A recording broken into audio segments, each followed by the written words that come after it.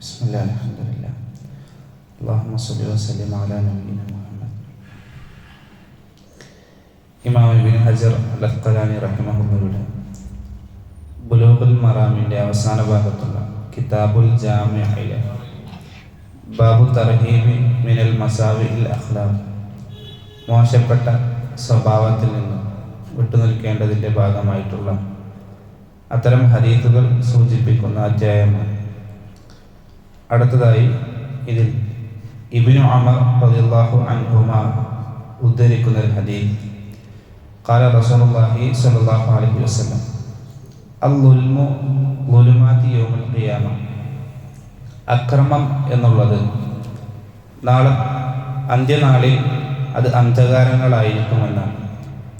ഇതിന് ശേഷം വരുന്ന ഹദീസും ഇതേ ആശയമുള്ള ഹദീസാണ്. ജാബിർ ബിൻ അബ്ദുല്ലാ റളിയല്ലാഹു അൻഹു ഉദ്ധരിക്കുന്ന ഒരു ഹദീസ്, ഇത്തഖുൽ ളുൽമ, നിങ്ങൾ അക്രമത്തെ സൂക്ഷിക്കുക. ഫഇന്നൽ ളുൽമ, തീർച്ചയായും അക്രമം എന്ന് പറഞ്ഞാൽ ളുലുമാതുൻ യൗമുൽ ഖിയാമ, അത് അന്ത്യനാളിൽ ഏറ്റവും അയാൾക്ക് ദുരിതങ്ങളായിക്കൊണ്ടാണ് ഭവിക്കപ്പെടുക. വത്തഖുശ്ശുഹ, നിങ്ങൾ പിശുക്കിനെ സൂക്ഷിക്കുക. ഫഇന്നശ്ശുഹ അഹ്ലക മൻ കാന ഖബ്ലകും, തീർച്ചയായും പിശുക്ക് എന്നുള്ളത് നിങ്ങളുടെ എല്ലാം മുമ്പുള്ള ആളുകളുടെ നാശത്തിന് കാരണമായതാണ് എന്നാണ്. മുമ്പുള്ള സമുദായങ്ങളെ നശിപ്പിച്ചത് അത് പിശുക്ക് കാരണമാണ് എന്ന് പ്രവാചകൻ സല്ലല്ലാഹു അലൈഹി വസല്ലം ഉണർത്തുന്നു. രണ്ട് ഹദീസുകളാണ്. രണ്ടിലും പ്രധാനമായും ഒരുപോലെ വന്നിട്ടുള്ള ഒന്നാമത്തെ കാര്യം അൽ-ളുൽമ, അക്രമം എന്നുള്ളതാണ്. അക്രമം അത് നാളെ അന്ത്യദിനത്തിൽ അയാൾക്കത് പ്രയാസമായിരിക്കും, ദുരിതങ്ങളായിരിക്കും എന്നാണ് പ്രവാചകൻ സല്ലല്ലാഹു അലൈഹി വസല്ലം പറഞ്ഞിട്ടുള്ളത്. എന്താണ് അൽ-ളുൽമ? അക്രമം എന്ന് പറഞ്ഞാൽ പണ്ഡിതന്മാർ അതിന് നിർവചനം നൽകിയിട്ടുള്ളത് അൽ-ളുൽമു ഹുവ വളഅ ശൈഇ ഫി ഗൈരി മഹല്ലിഹി എന്നാണ്. ഒരു വസ്തു അതിൻ്റേതായ സ്ഥലത്ത് വെക്കേണ്ടതിന് പകരം അതിൻ്റേതല്ലാത്ത മറ്റൊരു സ്ഥലത്ത് വെക്കുക. ഉദാഹരണത്തിന് അത് പല രീതിയിൽ വരും. ഒരു നമസ്കാരം, ളുഹ്ർ നമസ്കരിക്കണം, അയാൾ നമസ്കരിക്കുന്നത് അസറിന്റെ സമയത്താണ്, എങ്കിൽ അത് സ്ഥാനം മാറിയിട്ടാണ് വെച്ചിട്ടുള്ളത്. ഒരാളുടെ സമ്പത്ത് മറ്റൊരാളിൽ നിന്ന് അപഹരിച്ചെടുത്ത് തൻ്റെ പോക്കറ്റിൽ വെച്ചിരിക്കുന്നു. യഥാർത്ഥത്തിൽ അത് മറ്റേയാളിൽ നിൽക്കേണ്ട കാര്യമാണ്, അതിൻ്റെ സ്ഥാനം തെറ്റിക്കൊണ്ടാണ് ഇരിക്കുന്നത്, എങ്കിൽ അതിനെല്ലാം ളുൽമ എന്ന് പറയും.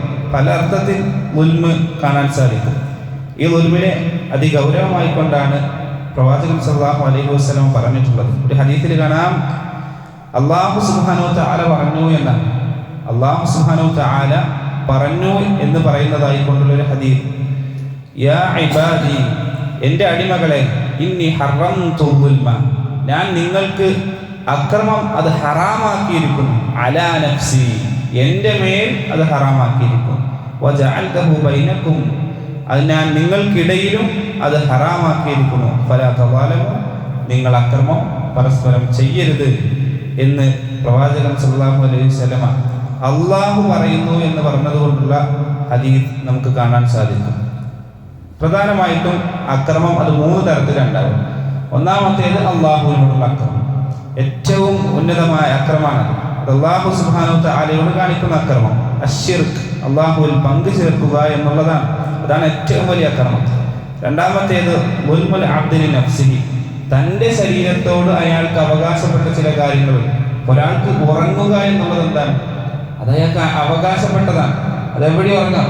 അവകാശ സമയത്ത്, അഥവാ അയാൾക്ക് ഏറ്റവും നന്നായിട്ട് ഉറങ്ങുന്ന ഉറക്കം ബാധിച്ചിട്ടുണ്ട്, കണ്ണിനെ ബാധിച്ചിട്ടുണ്ട്. ഉറങ്ങിയിട്ടില്ല എങ്കിൽ അയാൾക്ക് അതുകൊണ്ട് ശരീരത്തിനെ ബാധിക്കുന്നു. ഇപ്പം ചില സഹാബാക്കളൊക്കെ കാണാം, ഈ അവർ ഉച്ചയിറങ്ങുന്ന സമയത്ത് കുട്ടികൾ കളിക്കുന്ന കുട്ടികൾ എന്നൊക്കെ മാറി നിന്നിട്ട് വേറെ സ്ഥലത്ത് പോയിട്ട് എന്ത് ചെയ്യും? അവർ ഉറങ്ങുന്ന. അപ്പം അവരോട് ചോദിക്കപ്പെട്ടു, നിങ്ങൾ എന്തിനാ ഇങ്ങനെ പോയിട്ട് ഉറങ്ങുന്നത്? അപ്പം അവർ പറയുന്നു, ഞങ്ങൾക്ക് ഞങ്ങളുടെ ശരീരത്തോട് ബാധ്യത, ആ ബാധ്യത നിർവഹിച്ചിട്ടില്ല എങ്കിൽ എൻ്റെ റൂഹ് എവിടേക്കാണ് പോവുക എന്ന് എനിക്കറിയില്ല, എൻ്റെ ബാക്കിയുള്ള കർമ്മങ്ങളെ അത് ബാധിക്കും. അതുകൊണ്ടാണ് ഞാൻ ആരെയും കാണാതെ ശ്രദ്ധിക്കാതെ അവിടെ പോയി ഉറങ്ങുന്നത് എന്ന് പറയുന്നതായിട്ട് കാണാൻ സാധിക്കും. അത് മറ്റുള്ള കാര്യങ്ങളെ ബാധിക്കും. അപ്പം അത് സ്വന്തം ശരീരത്തോട് കാണിക്കുന്ന ളുൽമാണ്, ഉറങ്ങാതിരിക്കുക. അപ്പം അത്തരത്തിലുള്ള സ്വന്തം ശരീരത്തോട് അവകാശപ്പെട്ട കാര്യങ്ങൾ അത് ചെയ്യാതിരിക്കലും ഗുൽമാണ്. മൂന്നാമത്തേത് ദുൽമുൽ അബ്ദി ഇഖ്വാനിഹി, തൻ്റെ സഹോദരന്മാരോട്, അള്ളാഹുവിൻ്റെ അടിമകളോട് അക്രമം ചെയ്യുക എന്നുള്ളത് അത് മൂന്നാമത്തെ തരമായി കൊണ്ട് പഠിപ്പിക്കപ്പെട്ടതായി കാണാൻ സാധിക്കും. ആ മറ്റുള്ള ആളുകളോട് ചെയ്യുന്ന അക്രമങ്ങൾ പ്രധാനമായിട്ടും ഒരു 3 കാര്യങ്ങളിലേ വരിക. ഇന്ന് ചിലപ്പോൾ സമ്പത്തിലായിരിക്കും. അപ്പോൾ സമ്പത്ത് ചില ആളുകൾക്ക് കൊടുക്കാനുണ്ടാകും. അപ്പോൾ കടം മേടിച്ച ആളുകളൊക്കെ തിരിച്ചു കൊടുക്കാതിരിക്കുക, അതല്ലെങ്കിൽ മേടിച്ചിട്ട് കൊടുക്കാതിരിക്കുന്നത് ഇതിൽപ്പെട്ടതാണ്. അതുപോലെ തന്നെയാണ് അവർക്ക് നൽകേണ്ടത് നൽകാതിരിക്കുക, അഥവാ അയാളിൽ നിന്ന് അപഹരിച്ചെടുത്ത സമ്പത്ത്. ഇതെല്ലാം അക്രമത്തിൽ സമ്പത്തുമായി ബന്ധപ്പെട്ട അക്രമങ്ങളിൽ പെട്ടതാണ്. അതുപോലെ തന്നെയാണ് അഭിമാനവുമായി ബന്ധപ്പെട്ട അക്രമം. അയാളെ പരദൂഷണം പറയാം, അയാളുമായി ബന്ധപ്പെട്ട് ഏഷണി, ഇത്തരത്തിലുള്ള പല കാര്യങ്ങൾ ഇന്ന് സമൂഹത്തിൽ പലപ്പോഴും നടക്കുന്ന കാര്യങ്ങളാണ്. അഭിമാനത്തെ ക്ഷതപ്പെടുത്തുക എന്നുള്ളത് അതൊരക്രമമാണ്. അതുപോലെ തന്നെ ശരീരവുമായി ബന്ധപ്പെട്ടാണ് മൂന്നാമത് ഏറ്റവും കൂടുതൽ അക്രമങ്ങൾ നടക്കുക. ആളുകളെ കൊലപാതകം ചെയ്യുക, അതല്ലെങ്കിൽ ആ കൊലപാതകത്തിലേക്ക് എത്തിക്കുന്ന കാര്യങ്ങൾ ചെയ്യുക, ആളുകളെ ശാരീരികമായി കൊണ്ട് ദ്രോഹിക്കുക, ഇതെല്ലാം അക്രമത്തിൽ പണ്ഡിതന്മാർ സൂചിപ്പിച്ചതായി കാണാൻ സാധിക്കും. ഇതിനൊക്കെ വളരെയധികം ഗൗരവത്തിൽ നമ്മൾ കാണാം. കാരണം ചില ഹദീസുകളിൽ കാണാം, ആരെങ്കിലും ഒരാൾ ഈ ഭൂമിയിൽ അക്രമം ചെയ്താൽ അയാളുടെ മരണത്തിന് മുമ്പെയായിക്കൊണ്ട് തന്നെ അല്ലാഹു സുബ്ഹാനഹു വ തആല വേഗത്തിൽ അയാൾക്ക് അതിനുള്ള ശിക്ഷ ഇറക്കുന്നതാണ്. യഥാർത്ഥത്തിൽ ഒരു അക്രമത്തിനുള്ള ശിക്ഷ എന്ന് പറയുന്നത് അത് പരലോകത്തിൽ കിട്ടുള്ളൂ, ഇവിടെ കിട്ടണമെന്നുള്ള ഉറപ്പൊന്നുമില്ല. പക്ഷേ ആളുകൾക്കിടയിലുള്ള അക്രമങ്ങളാണെങ്കിൽ അവരിൽ നിന്ന് അന്യായമായിട്ട് എന്തെങ്കിലും ഹനിച്ചിട്ടുണ്ടെങ്കിൽ അയാളുടെ മരണത്തിന് മുന്നേ ആയിക്കൊണ്ട് തന്നെ അയാളിൽ നിന്ന് അല്ലാഹു സുബ്ഹാനഹു വ തആല അയാളിലേക്ക് ആ ശിക്ഷ ഇറക്കപ്പെടുമെന്നൊക്കെ ചില ഹദീസിൽ കാണാൻ സാധിക്കും. മാത്രമല്ല അല്ലാഹു സുബ്ഹാനഹു വ തആല വിശുദ്ധ ഖുർആനിൽ ഉടനീളം പറഞ്ഞതായിട്ട് കാണാം, ഇന്നല്ലാഹ ലാ യഹ്ദിൽ ഖൗമൽ ളാലിമീൻ, അവർക്ക് ഹിദായത്ത് കിട്ടൂല, ഇന്നല്ലാഹ ലാ യുഫ്ലിഹുൽ ളാലിമീൻ, അവർ വിജയിക്കുകയില്ല എന്നിത്യാദി ധാരാളം. ഇന്നല്ലാഹ വമാ ലിദ്ദാലിമീന മിൻ അൻസാർ, അവർക്ക് സഹായികളും നാളെ പരലോകത്ത് ഉണ്ടാവുകയില്ല. മാത്രമല്ല നരകത്തിലെ സ്വർഗത്തിൻ്റെയും ഇടയിലായിക്കൊണ്ട് ആ പാലം കടന്ന് വിശ്വാസികളായ ആളുകൾ ആ നരകത്തിന് മുകളിലൂടെ കടന്ന് സ്വർഗത്തിലേക്ക് എത്തുന്നതിന് തൊട്ട് മുന്നേ ആയിക്കൊണ്ട് ഒരു വളരെ ചെറിയ ദൂരമാണ്. അതിൻ്റെ അവിടെ വെച്ചിട്ട് അല്ലാഹു സുബ്ഹാനഹു വ തആല ആളുകളെ തടയുന്ന ചില ആളുകളെ തടയും. അപ്പൊ ഹദീസിൽ പറയുന്നത് എന്തുകൊണ്ടാണ് അവർ അവിടെ തടയപ്പെടാൻ കാരണം? അവർ മുവാലിമായിരുന്നു എന്നാണ്, ആളുകൾ ആക്രമിച്ചിരുന്നു എന്നാണ്. അവിടെ തടയപ്പെടും.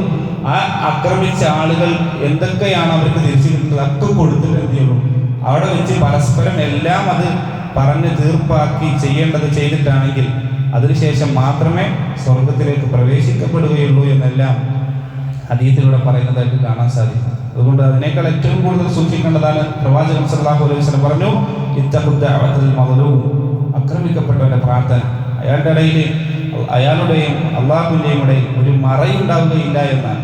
എത്രത്തോളം ഏറ്റവും ആക്രമിക്കപ്പെട്ട ആൾ അയാളൊരു അവിശ്വാസിയാണെങ്കിൽ പോലും അല്ലാഹു സുബ്ഹാനഹു വ തആല അയാളുടെ പ്രാർത്ഥനകൾ സ്വീകരിക്കാൻ കാരണമാകും.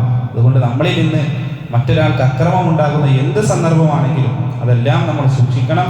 അല്ലാഹു സുബ്ഹാനഹു വ തആല നേരിട്ട് ഇടപെടുന്ന വിഷയമാണ്. അതിലൊരു തീർപ്പും അല്ലാഹു സുബ്ഹാനഹു വ തആല ഉടനെ തന്നെ കൽപ്പിക്കുന്ന വിഷയമാണ്. അല്ലാഹു സുബ്ഹാനഹു വ തആല ഇത്തരം കാര്യങ്ങളെ ഗൗരവമായി കാണാനും അതിൽ നിന്ന് വിട്ടുനിൽക്കാനും നമുക്ക് ഏവർക്കും തൗഫീഖ് നൽകി അനുഗ്രഹിക്കുമാറാകട്ടെ. സുബ്ഹാനക്കല്ലാഹുമ്മ വബിഹംദിക അശ്ഹദു അൻ ലാ ഇലാഹ ഇല്ലാ അൻത അസ്തഗ്ഫിറുക വ അത്തൂബു ഇലൈക്. അസ്സലാമു അലൈക്കും.